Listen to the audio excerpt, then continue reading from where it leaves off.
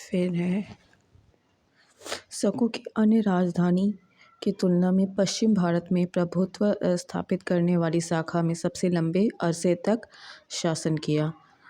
शकों की अन्य शाखाओं की तुलना में पश्चिम भारत में प्रभुत्व स्थापित करने वाली शाखा ने सबसे लंबे अरसे तक शासन किया, लगभग 4 शताब्दी तक।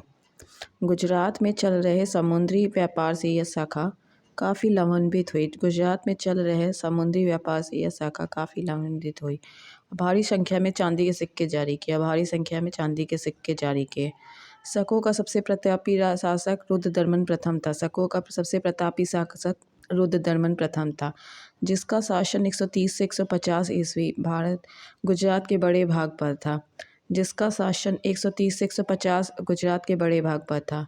इसने कठियावाड़ की अर्धशुष्क सुदर्शन झील मौर्य द्वारा निर्मित का जीर्णोद्धार करवाया। इसने कठियावाड़ की अर्धशुष्क सुदर्शन झील मौर्य द्वारा निर्मित का जीर्णोद्धार किया।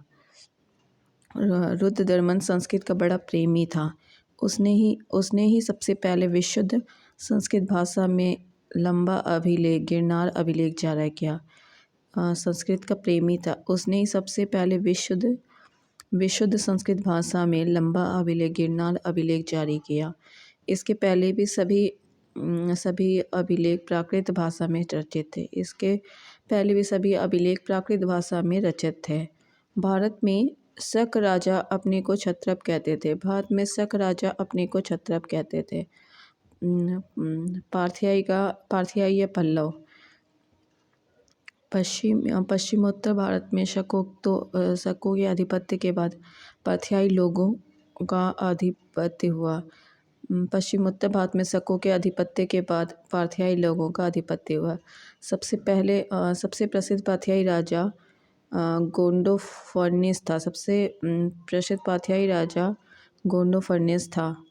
इसी के शासनकाल में सेंट थॉमस ईसाई धर्म का प्रचार करने के लिए भारत आया। इसी के शासनकाल में सेंट थॉमस ईसाई धर्म का प्रचार करने के लिए भारत आया था। फिर नोट, पार्थियाई लोगों का मूल स्थान ईरान में था। पार्थियाई लोगों का मूल स्थान ईरान में था। कुषाण, पल्लव के बाद कुषाण आए तो यूची और तोखरी कहलाए। जो यूची और तोखरी कहलाए। फिर यूची नाम एक कबीला 5 तुर्कों में बट गया। यूची नाम का एक कबीला 5 कुलों में बट गया था। उन्हीं में से एक कुल था कुषाण। यूची कुषाण। कुषाण वंश के संस्थापक कुजुल कडफिसेस था।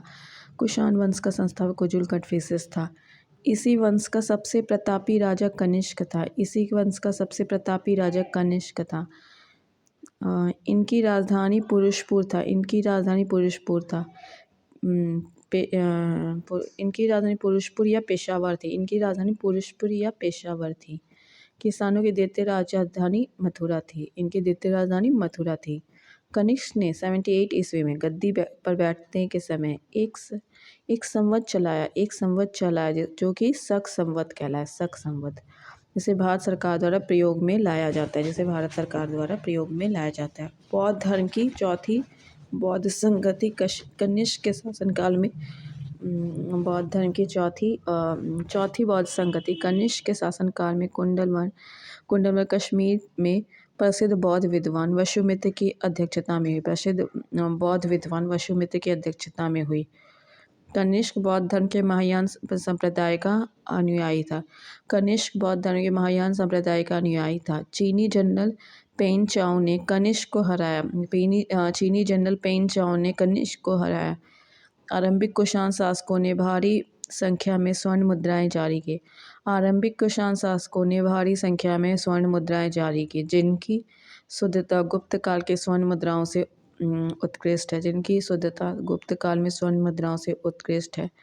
कुषाणों ने सोने के स्वाधिक सिक्के जारी किए।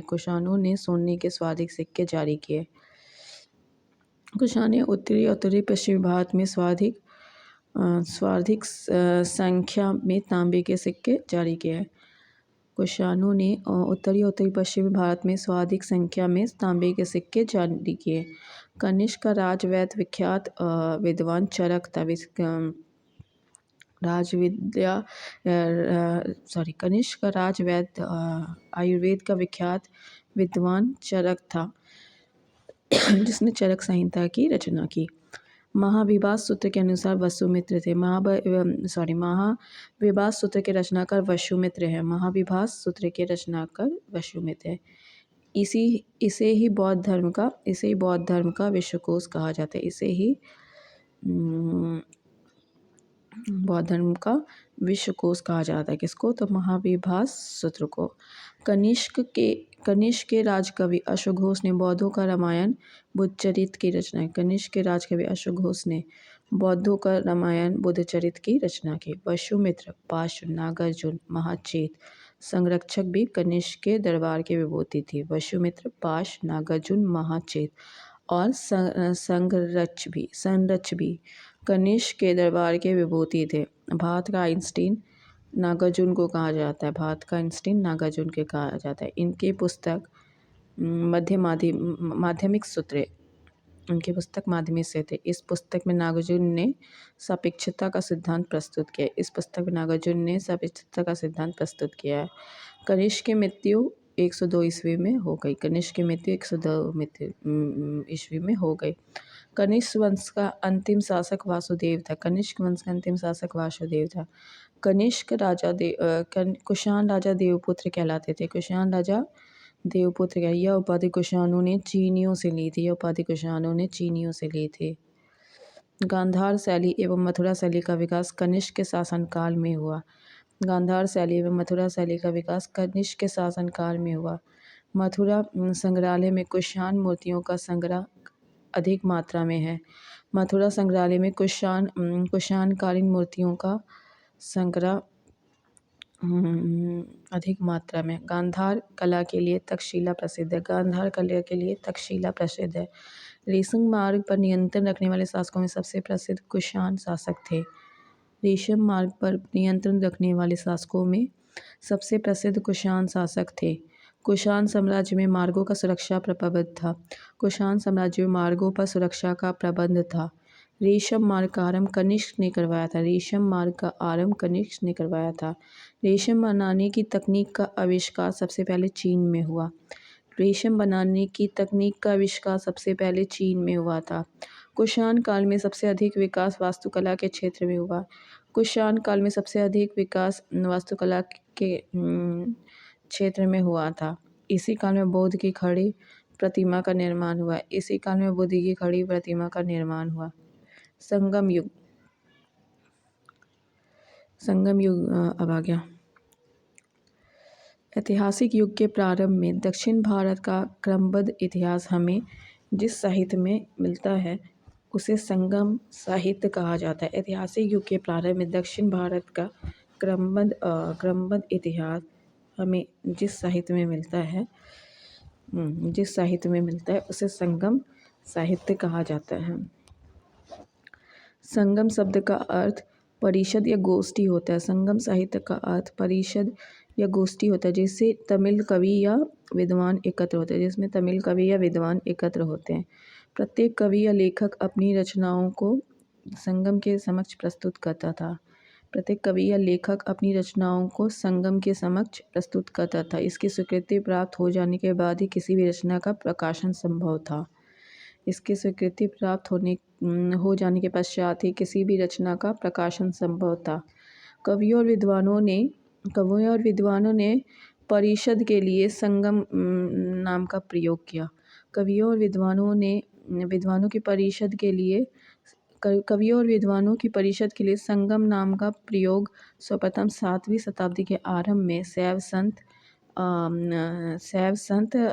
तिरुनाबुक रशु अपार ने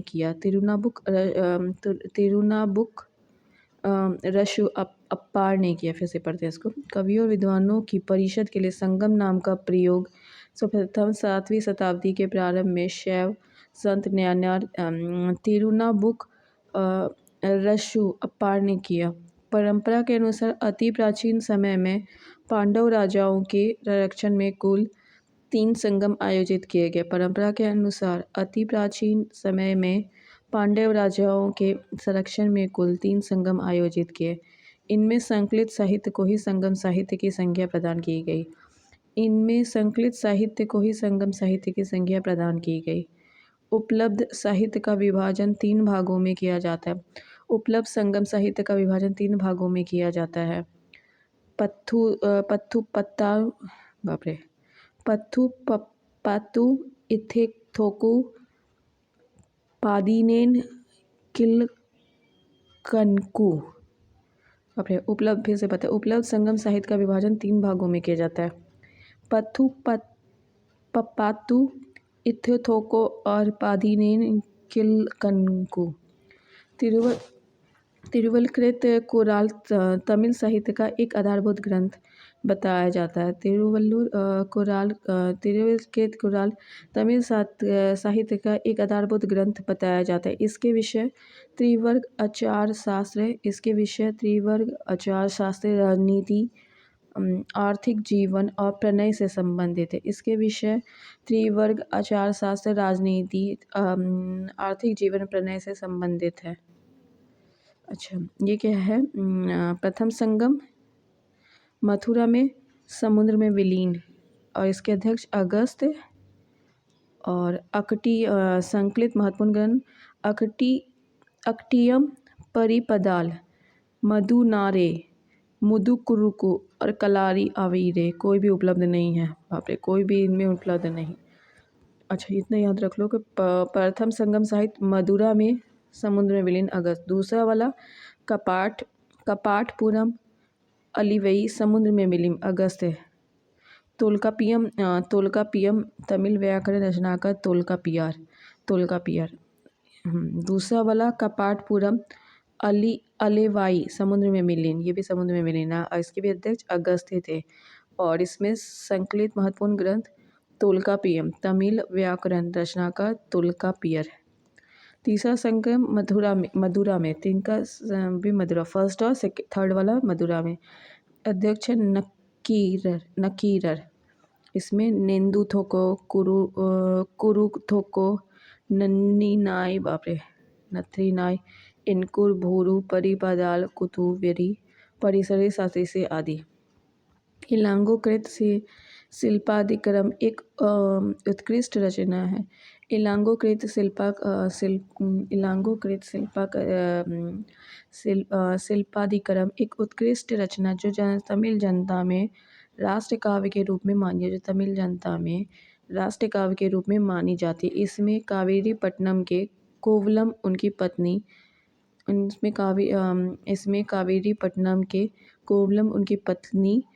कन्नागी एवं नर्तकी माधवी की प्रेम कहानी है। फिर से पढ़ते हैं इसको। इलांगो कृत शिल्पादिक्रम एक उत्कृष्ट रचना जो तमिल जनता में राष्ट्र काव्य के रूप में मानी जाती है। इसमें कावेरीपट्टनम के कोवलम, उसकी पत्नी कन्नागी एवं नर्तकी माधवी की प्रेम कहानी है। मदुरा के बौद्ध धर्मावलंबी व्यापारी सितलेसत्तनार ने मणिमेखले की रचना की। मदुरा के बौद्ध धर्मावलंबी व्यापारी सितलेसत्तनार ने मणिमेखले की रचना की। इसमें राजकुमार उदयकुमारन और मणिमेखले कोवलम एवं नर्तकी माधवी की पुत्री की प्रेम कहानी है। इसमें राजकुमार उदयकुमार मणिमेखले कोवलम एवं नर्तकी माधवी की पुत्री की प्रेम कहानी। इस ग्रंथ की कहानी दार्शनिक और शास्त्रार्थ संबंधी बातों के लिए बनाई गई। इस ग्रंथ की कहानी दार्शनिक व शास्त्र संबंधी बातों के लिए बनाई गई है। इसका महत्व मुख्यतः धार्मिक है। नीलकंठ शास्त्री के अनुसार यह बौद्ध लेखक दिंडनाथ 5वीं शती की कृति न्याय प्रवेश पर आधारित है। नीलकंठ के अनुसार यह बौद्ध लेखक दिंडनाथ 5वीं शती के कृति न्याय प्रवेश पर आधारित है। जीवक कंचितमणि संगम काल के बहुत बाद की रचना है। जीवक कंचित मणि संगम काल के बहुत बाद की रचना है। इसकी रचना का श्रेय जैन भिक्षु तिरुक्तक देवर को जाता है। इसकी रचना का श्रेय जैन भिक्षु तिरुक्तर देवर को दिया जाता है। कहा जाता है कि तिरुक्तर देवर पहले चोल राजकुमार था जो बाद में जैन भिक्षु बन गया। कहा जाता है कि तिरुक्तर देवर पहले चोल राजकुमार जो बाद में बौद्ध भिक्षु बन गया। संगम साहित्य में हमें तमिल प्रदेश के 3 राजाओं चोल, चेर और पांड्य का विवरण प्राप्त होता है। संगम साहित्य में तमिल प्रदेश के 3 चोल, चेर और पांड्य का विवरण प्राप्त होता है। उत्तर पूर्व में चोल, दक्षिण पश्चिम में चेर, उत्तर पूर्व में चोल, दक्षिण पश्चिम में चेर, दक्षिण पूर्व में पांड्य राज्य स्थित है। दक्षिण पूर्व में पांड्य राज्य स्थित है। संगम युगीन राजाओं में सर्वाधिक शक्तिशाली चोल राजा का था। संगम युगीन राजाओं में सर्वाधिक शक्तिशाली चोलों का राज्य था। यह पेन्नार और दक्षिणी वेल्लूर नदियों के बीच स्थित है। यह पेन्नार और दक्षिणी वेल्लारू नदियों के बीच स्थित था। इसका सबसे प्रतापी राजा करिकाल था। करिकाल ब्राह्मणी मतनुयायी था। करिकाल ब्राह्मण मतनुयायी था। इसने ब्राह्मण धर्म को राजकीय संरक्षण प्रदान किया। पुहार पत्तन का निर्माण इसी के समय हुआ था। इसने कावेरी नदी के मुहाने पर बांध बनाया। सिंचाई करने के लिए नहरों का निर्माण करवाया। पेरुनानुपादिन में करिकाल को संगीत के सप्त स्वरों का विशेषज्ञ बताया गया। पेरुनानुपादे में करिनाल को संगीत के सप्त स्वरों के विशेषज्ञ बताया गया है। संगम युग का दूसरा राज्य चेरों का था जो अत्याधुनिक केरल प्रांत में स्थित था। इसी राज्य के प्रमुख राजा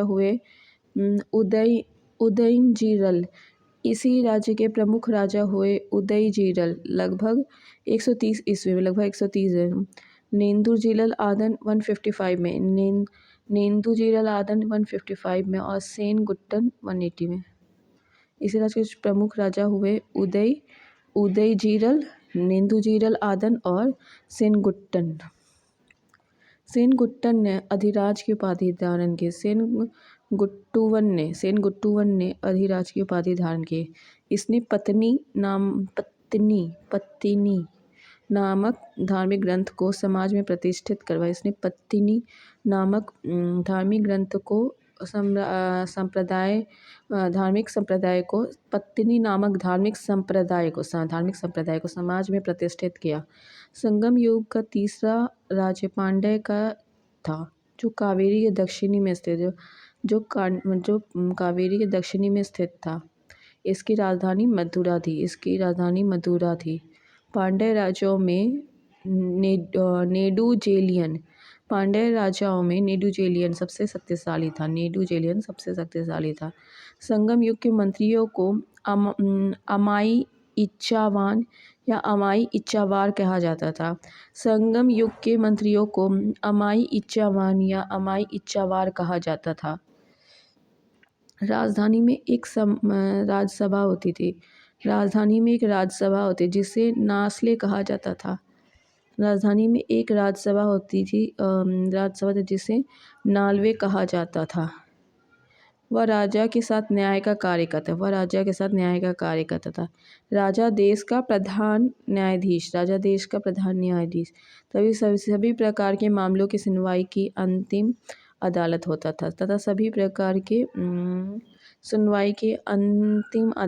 था राजा के न्यायालय को मन्नरम कहा जाता था। चोरी और व्यभिचार के अपराध के लिए मृत्युदंड दिया जाता था। झूठी गवाही देने पर भी जीभ काट ली जाती थी।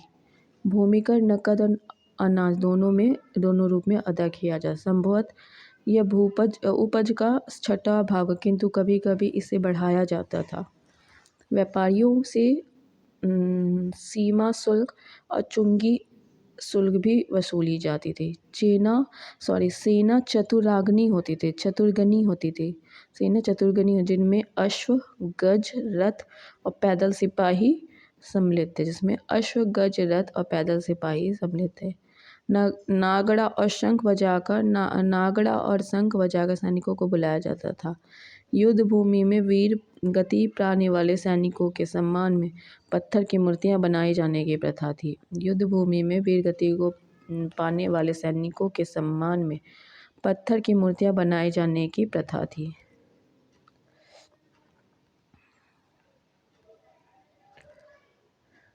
राजा अपने आवास की रक्षा के लिए सशस्त्र महिलाओं को तैनात करता था। संगम काल में समय जानने के लिए जल घड़ी का प्रयोग होता था। संगम काल में समय जानने जल घड़ी का प्रयोग किया जाता था। तमिल प्रदेश में ब्राह्मणों का उदय सर्वप्रथम संगम काल में हुआ।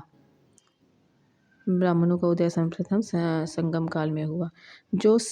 समय का सबसे प्रतिष्ठित वर्ग था। इसके हत्या को सबसे बड़ा अपराध माना जाता था। संगमकालीन ब्राह्मण मांस भक्षण करते थे और सूरा पीते थे। अच्छा, क्या है संगमकालीन कुछ अन्य वर्ग? पुलेयन दस्तकारों का एक वर्ग जो रस्सी और पशुचर्म की सहायता से चारपाई और चटाई बनाने का कार्य करते हैं। पुल टाइप का दस्तकारों का एक वर्ग जो रस्सी और पशुचर्म की सहायता से चारपाई या चटाई बनाने में कार्य करते थे। एनियार शिकारियों की एक जाति। मलवर लूटपाट करने वाली जाति।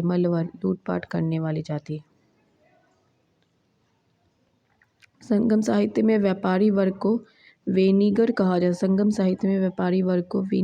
जाता। संगम साहित्य में दास प्रथा के अस्तित्व का प्रमाण नहीं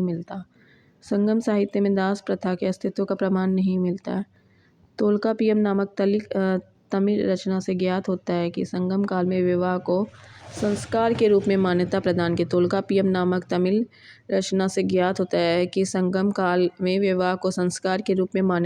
की गई थी। इसमें हिंदू धर्मशास्त्रों में वर्णित विवाह के 8 प्रकारों ब्रह्मा, देव, आर्ष, प्रजापति, असुर, गांधर्व, राक्षस, पैशाच का उल्लेख मिलता है। इसमें हिंदू धर्मशास्त्रों में वर्णित विवाह के 8 प्रकारों ब्रह्मा, देव, आर्ष, प्रजापति, असुर, गांधर्व, राक्षस और पैशाच का उल्लेख मिलता है। प्रणय विवाह की मान्यता दी गई है जिसे पंचतीने कहा गया है। एक पक्षीय प्रणय को केकीने व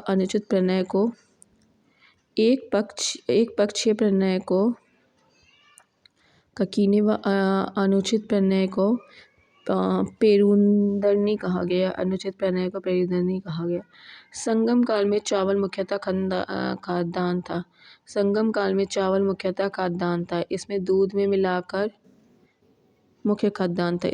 मिलाकर सांबर नामक खाद्यान्न तैयार किया जाता है। नर्तक और नर्तकियां गायकों के दल घूम घूम कर लोगों का मनोरंजन करते थे। संगम साहित्य में इन्हें पानर और विडेलिया कहा जाता था। व विडेलियर कहा गया है। तमिल साहित्य में मच्चेलियर और ओवेरिया जैसी कवियत्रियों की चर्चा हुई है।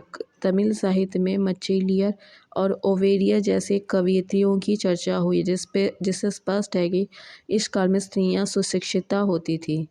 सुशिक्षिता होती थी। संगम काल के लोग कौवे को शुभ पक्षी मानते, जो अतिथियों के आगमन की सूचना दे। कौवे को शुभ पक्षी मान, जो अतिथियों के आगमन की सूचना देता था।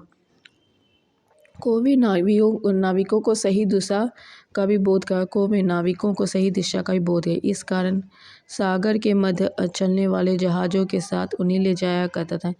इस कारण सागर के मध्य चलने वाले जहाज़ों के साथ उन्हें ले जाया जाता था। संगम काल में समाधियों के स्थान पर पत्थर रगड़ने की प्रथा थी। संगम काल में समाधियों के स्थान पर पत्थर रगड़ने की प्रथा थी। इन्हें वीरगल और वीर प्रस्तर कहा जाता था। इन्हें वीरगल और वीर प्रस्तर कहा जाता था। इनकी पूजा भी होती थी। पूजा भी होती थी। संगम काल में समाधियों के स्थान पर पत्थर गाड़ने की प्रथा, इन्हें वीरगल और वीर प्रस्तर कहा जाता था। इनकी पूजा भी होती थी। प्राय युद्ध में वीरगति प्राप्त सैनिकों के सम्मान में खड़े किए जाते। प्राय युद्ध में वीरगति प्राप्त सैनिकों के सम्मान में खड़े किए जाते थे। संगम काल में किसानों को वेल्लार और उनके प्रमुख को वेलियर कहा जाता था। संगम काल में किसानों को वेल्लार और उनके प्रमुखों को वेलियर कहा जाता था। संगम साहित्य से पता चलता है कि समाज के निम्न वर्ग की महिलाएं ही मुख्यतः खेती का काम करते थे। संगम साहित्य से पता चलता है कि समाज के निम्न वर्ग की महिलाएं ही मुख्यतः खेती का काम करती थी। इन्हें कडेसीवर कहा गया है। संगम काल में चोलों की समृद्धि का मुख्य कारण सुविकसित वस्त्र उद्योग था। संगम काल में चोलों की समृद्धि का मुख्य कारण उनका सुविकसित वस्त्र उद्योग था। पांड्य राज्य में कोकोई, सालियोर और चेर राज्य में बंदर प्रमुख बंदरगाह था। पांड्य राज्य में कोकोई, सालियोर और चेर राज्य में बंदर प्रमुख बंदरगाह था। कोकोई मोती खोजने का प्रमुख पत्तन था। कोकोई मोती खोजने का प्रमुख पत्तन था। कोरोमंडल समुद्र तट पर पौंडीचेरी में 3, दक्षिण में स्थित अरिकामेडु चोल शासन का एक प्रमुख बंदरगाह था। कोरोमंडल समुद्र तट पर पुडुचेरी से 3 किलोमीटर, कोरोमंडल समुद्र तट पर पुडुचेरी से 3 किलोमीटर दक्षिण में स्थित अरिकामेडु चोल वंश का एक प्रमुख बंदरगाह था। इस बंदरगाह से रोम के साथ व्यापार होता था। 1945 में हुई यहाँ की खुदाई से एक विशाल रोमन बस्ती का पता चला है। 1940 में हुई खुदाई से एक विशाल रोमन बस्ती का पता चला है। यहाँ मानकों के निर्माण का भी कारखाना था। पेरिपल्स में अरिकामेडु को पेडोक कहा गया। संगम साहित्य में ही मिस्र के नाविक हिप्पोलस ने मानसूनी हवाओं के सहारे बड़े जहाज़ों को सीधे समुद्र पार कर सकने की विधि खोजी है। संगम काल में ही मिस्र के एक नाविक हिप्पोलस ने मानसूनी हवाओं के सहारे बड़े जहाज़ों से सीधे समुद्र पार कर सकने की विधि खोजी है। तमिल देश का प्रधान देवता मुरुगन था। कालांतर में उसका नाम सुब्रमण्यम हो गया। स्कंद कार्तिकेय के साथ उसका तादस्य स्थापित कर दिया। स्कंद कार्तिकेय के साथ उसका तादस्य स्थापित कर दिया। हिंदू धर्म में स्कंद कार्तिकेय को शिव पार्वती का पुत्र माना गया। हिंदू धर्म में स्कंद कार्तिकेय को शिव पार्वती का पुत्र माना गया। स्कंद का एक नाम कुमार भी है। तमिल भाषा में मुरुगन शब्द का यही अर्थ होता है। मुरुगन का प्रतीक मुर्गा माना जाता है। तो उसके शिष्य में यह मान्यता थी कि उसे पर्वत पर कीड़ा करना अत्यधिक प्रिय है। उसके विषय में यह मान्यता थी कि उसे पर्वत पर कीड़ा करना अत्यधिक प्रिय है। उसका अस्त्र बर्छा था। कुरुवस नाम का एक पर्वतीय जनजाति की स्त्री को मुरुगन की पत्नियां में माना है। कुरुवस नामक एक पर्वतीय जनजाति की स्त्री को मुरुगन की पत्नियां माना गया है। गुप्त साम्राज्य का उदय 3वीं शताब्दी के अंत में प्रयाग के निकट कौशाम्बी में हुआ। गुप्त साम्राज्य का उदय 3वीं शताब्दी के अंत में प्रयाग के निकट कौशाम्बी में हुआ है। गुप्त वंश का संस्थापक श्री गुप्त 240 से 280 ईस्वी पूर्व। गुप्त वंश का संस्थापक श्री गुप्त 240 से 280 ईस्वी पूर्व। श्री गुप्त का उत्तराधिकारी घटोत्कच 280 से 320 ईसा पूर्व। श्री गुप्त का उत्तराधिकारी घटोत्कच 280 से 320 ईसा में। गुप्त वंश का प्रथम महान सम्राट गुप्त वंश का प्रथम महासा चंद्रगुप्त प्रथम था। यह 320 ईस्वी में गद्दी पर बैठा। इसने लिच्छवी राजकुमारी कुमार देवी से विवाह किया। इसने महाराजाधिराज की उपाधि धारण की। महाराजाधिराज की उपाधि धारण की। गुप्त संवत 390 से 320 की शुरुआत चंद्रगुप्त ने की। गुप्त संवत 390 से 320 ईस्वी की शुरुआत चंद्रगुप्त प्रथम ने की। चंद्रगुप्त प्रथम का उत्तराधिकारी समुद्रगुप्त हुआ। चंद्रगुप्त प्रथम का उत्तराधिकारी समुद्रगुप्त हुआ, जो 335 ईसा में राजगद्दी पर बैठा। इसने आर्यवर्त के 9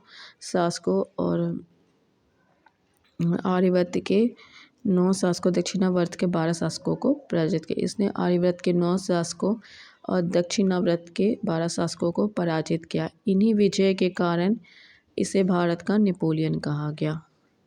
इसने अश्वमेधकर्ता, विक्रमांक और परम भागवत की उपाधि धारण की। इसने अश्वमेधकर्ता, विक्रमांक एवं परम भागवत की उपाधि धारण की। इसे कविराज भी कहा जाता है। नोट: परम भागवत की उपाधि धारण करने प्रथम गुप्त शासक समुद्रगुप्त था। समुद्रगुप्त विष्णु का उपासक था। समुद्रगुप्त संगीत प्रेमी था। ऐसा अनुमान उसके सिक्के पर उसे वीणा वादन करते हुए दिखाए जाने से लगाया जाता है। समुद्रगुप्त का दरबारी कवि हरि सेन था, जिसने इलाहाबाद प्रशस्ति लेख की रचना की। समुद्रगुप्त का उत्तराधिकारी चंद्रगुप्त सेकंड हुआ, जो 380 ईसा पूर्व में राजगद्दी पर बैठा। चंद्रगुप्त द्वितीय के शासनकाल में चीनी बौद्ध यात्री फाहियान भारत आया। शकों पर विजय के उपलक्ष्य में चंद्रगुप्त सेकंड ने चांदी के सिक्के चलाए। शाब चंद्रगुप्त द्वितीय का राजकवि था। चंद्रगुप्त द्वितीय के समय में पाटलिपुत्र उज्जैनी विद्या के प्रमुख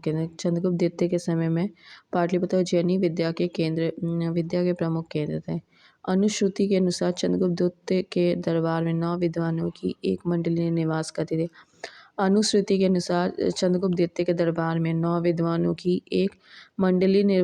जिसे नवरत्न कहा गया। महाकवि कालिदास संभवतः इसे अग्रगण्य